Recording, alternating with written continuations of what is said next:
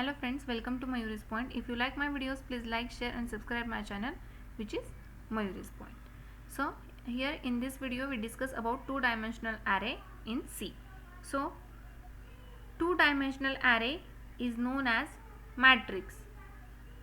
So two-dimensional array को हम matrix भी बोल सकते हैं, मैट्रिक्स बोलते हैं, हम बोल सकते हैं नहीं, मैट्रिक्स ही बोलते हैं. उसका सिंटैक्स है डेटा टाइप. हम कोई भी इंटीजर, फ्लोट, कैरेक्टर, जो भी कोई डेटा टाइप यूज़ कर रहे हैं वो, एंड फिर एरे जो यूज़ कर रहे हैं उसका एरे का नेम एंड रो, कॉलम.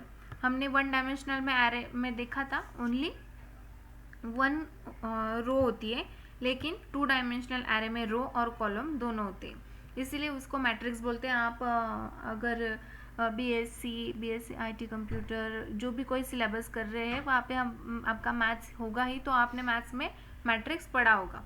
या फिर आप बीसीए वगैरह जो भी कोई कर रहे हैं कोर्स, इंजीनियरिंग कर रहे हैं, जो भी कोई कोर्स कर रहे हैं लेकिन आपका मैथ्स होगा, उसमें आपने मैट्रिक्स पढ़ा होगा. तो उसमें मैट्रिक्स किस फॉर्म में होता है? रो एंड कॉलम में.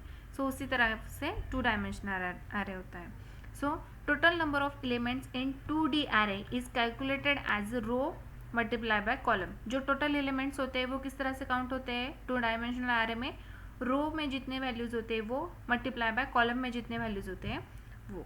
सो अभी उनकी पोजीशंस क्या होती है वो अभी हम यहाँ पे देखते हैं. अगर फॉर एग्जांपल हमने 20, 2, 7, 8, 5, 15 इस तरह से वैल्यू दी हुई है हमारे टू डायमेंशनल एरे में, तो ये जो लाइन होती है वो होती है रोज की, एंड जो ये होती है वो होती है कॉलम की. सो फर्स्ट 0, 0 पोजीशन पे क्या वैल्यू स्टोर होगी? 20. 0 एंड 1 पोजीशन पे क्या वैल्यू स्टोर होगी? 2. 0 एंड 2 पोजीशन पे क्या वैल्यू होगी? स्टोर 7. फिर 1 एंड 0 पे क्या होगी? 8. 1, 1 पे क्या स्टोर होगी? 5 एंड 1, 2 पे क्या होगी? 1, 5. सो 0 एंड 0, अभी 0, 0 से एरे में इनिशियलाइजेशन मैंने बताया है, वन डायमेंशनल एरे में भी 0 से स्टार्ट होता है, यहाँ पे भी 0 से स्टार्ट होगा. सो रो फर्स्ट आते, तो ये रो एंड ये कॉलम, तो 0, 0 पोजीशन. फिर नेक्स्ट 0 एंड 1, रो वही है, जो रो है वो 0 ही है फर्स्ट, एंड लेकिन कॉलम जो है वो चेंज हो गया है. सो जो कॉलम है वो है 1.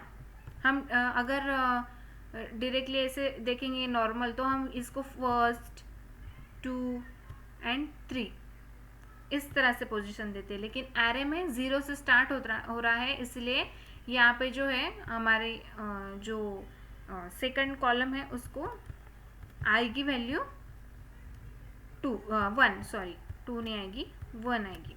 सो अभी रो एंड कॉलम का कंफ्यूजन आपका हो गया. ये जो है वो है आपका रो, एंड ये जो है वो है आपके कॉलम. ये 1, ये 2, ये 3. सो अभी किस तरह से वो स्टोर हो रही है वो भी आपको पता चल गया. अभी एक्सेसिंग 2D एरे मतलब टू डायमेंशनल एरे.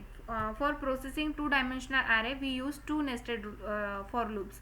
हम वन डायमेंशनल एरे यूज़ करते थे, तो हम 1 फॉर लूप यूज़ करके भी उसकी वैल्यू इंसर्ट करते थे स्कैनफ फंक्शन यूज़ करके, एंड वो जो वैल्यूज़ है वो डिस्प्ले करते थे 1 फॉर लूप से प्रिंटफ फंक्शन यूज़ करके. अभी हम देखते हैं कि टू डायमेंशनल एरे से हम इनपुट कैसे लेते हैं और आउटपुट. यहाँ पे एग्जांपल मैंने दिया है. सो यहाँ पे इंटीजर डेटा टाइप में, यहाँ पे देखिए इंटीजर डेटा टाइप में ए एरे नेम है, एंड रो में मैंने 4 रोज होंगे मेरे मैट्रिक्स में, एंड 5 कॉलम्स होंगे. तो 1, 2, 3, 4, ये 1, 2, 3, 4 एंड 5 कॉलम्स. 1, 2, 3, 4, 5 इस तरह से 4 रोज एंड 5 कॉलम्स. इस तरह से मेरा जो एरे है टू डायमेंशनल का वो होगा. ऐसे मैंने इनिशियलाइज कर दिया है. अभी नेक्स्ट देखते हैं हम उसमें वैल्यूज किस तरह से इंसर्ट करेंगे. तो फर्स्ट रो के लिए हम यहाँ पे फॉर लूप यूज़ कर रहे हैं. i = 0, i <4, क्योंकि यहाँ पे मैंने जो रो है उनकी वैल्यू 4 दी है, इसलिए यहाँ पे <4 i++. सो ये फॉर लूप 0 से लेकर जो लास्ट वैल्यू है 4 उससे 1 वैल्यू कम, मतलब 4 माइनस 1, क्योंकि हमारा जो एरे है वो 0 से स्टार्ट होता है, इसलिए यानी कि अभी 0 से लेकर 3 तक वो इंक्रीमेंट होकर रो के लिए वैल्यू चेक करेगा। एंड यहाँ पे जो नेक्स्ट फॉर लूप है वो है मैंने ये अपने कॉलम के लिए यूज़ किया हुआ है। सो ये जो नेक्स्ट है वो मैंने कॉलम की वैल्यू 5 यहाँ पे दी है इंटीजर में, यहाँ पे जब मैंने मेंशन किया है तो 5 होनी चाहिए मेरी कॉलम की। तो j equal to 0, j less than 5, j plus plus, ऐसे 1 for row and 1 for column के लिए। तो अभी यहाँ पे आप i जो ये वेरिएबल है वो एंड j जो वेरिएबल है वो, मैंने 1 डायमेंशनल में एरे में भी आपको बताया था कि जो हम एरे डिक्लेयर करते तो उसके जो ब्रैकेट में जो ये वैल्यू स्टोर होती है वो किसी वेरिएबल में स्टोर होती है।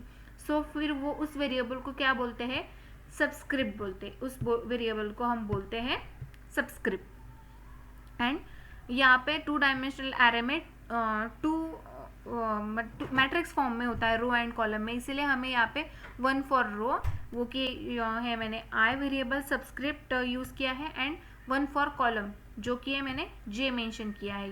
तो 1 डायमेंशनल एरे में 1 सबस्क्रिप्ट यूज़ किया जाता है एंड 2 डायमेंशनल एरे में 2 सबस्क्रिप्ट यूज़ किया जाते हैं। जो 1 सबस्क्रिप्ट जो आई सबस्क्रिप्ट यूज़ किया है मैंने यहाँ पे वो है रो के लिए।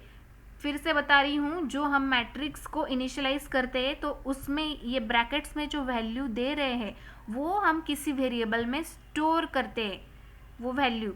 तो यहाँ पे मैंने रो के लिए आई वेरिएबल यूज़ किया है एंड कॉलम के लिए मैंने जे यूज़ किया है वेरिएबल।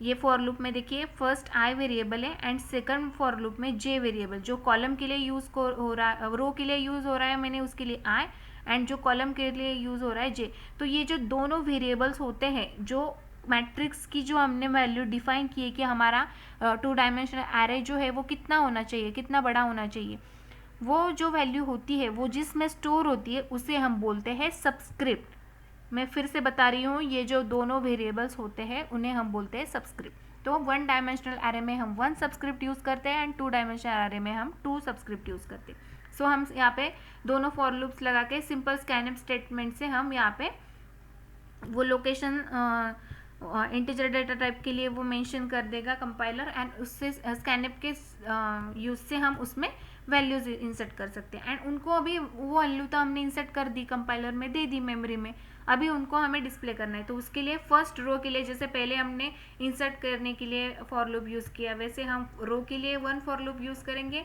एंड कॉलम के लिए नेक्स्ट फॉर लूप यूज़ करेंगे एंड प्रिंटफ से हम उन्हें प्रिंट कर देंगे, मतलब डिस्प्ले कर देंगे। तो यहाँ पे %d हमारा जो ए फर्स्ट आई सबस्क्रिप्ट यूज़ करके रो एंड इन ब्रैकेट जे, इसे प्रिंट करके कर देंगे। तो हमने जो वैल्यू इंसर्ट की हुई है वो यहाँ पे हमारी प्रिंट हो जाएगी। तो ये है 2 डायमेंशनल एरे। अभी हमारा 1 dimensional array and 2 dimensional array C का दोनों कंप्लीट हो गया है। मैंने पॉइंटर्स के भी अपने चैनल पे वीडियोस पोस्ट कर दिए हैं। तो अभी नेक्स्ट स्ट्रक्चर वगैरह जो भी कोई स्विच के स्टेटमेंट्स, ब्रेक स्टेटमेंट, जो भी कुछ प्रॉब्लम पॉइंट्स रह गए हैं, स्ट्रिंग्स, वो पे उस पर भी मैं अभी वीडियो बनाकर अपने चैनल में पोस्ट कर दूंगी। अगर आपको मेरे वीडियोस पसंद आ रहे हैं तो प्लीज़ मेरे चैनल को सब्सक्राइब कीजिए एंड लाइक कीजिए। So meet in next video.